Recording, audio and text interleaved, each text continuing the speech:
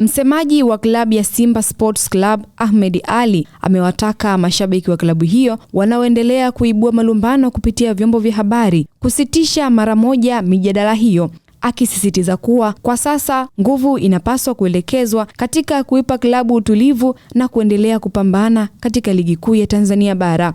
Ahmed Ally amesema anaamini kila upande una hoja za msingi na una haki ya kuwa na mtazamo wake, lakini malumbano hayo hayana nafasi kwa wakati huu ambao klabu inahitaji mshikamano na nguvu ya pamoja. Akitoa agizo hilo, Ahmed Ally amesema kama wanaohusika katika malumbano hayo wanafanya kwa matakwa yao binafsi, wanapaswa kusitisha kuanzia sasa. Hata hivyo, kama wanatekeleza maagizo kutoka kwa watu wengine, amewataka wanaotuma wajitokeze hadharani na kueleza wenyewe wanachokigombea. Namnukuu akisema, kama ni maagizo basi waambieni wanaowatuma watoke hadharani, wazungumze wenyewe ili dunia ijue wanagombania nini.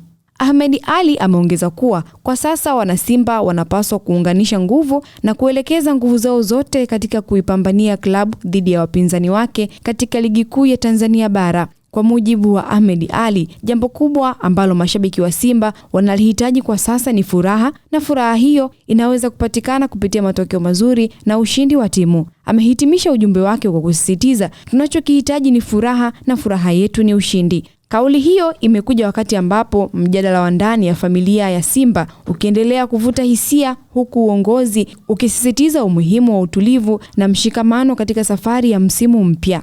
Hii ni ITV Sports, mimi ni Gladness Joseph.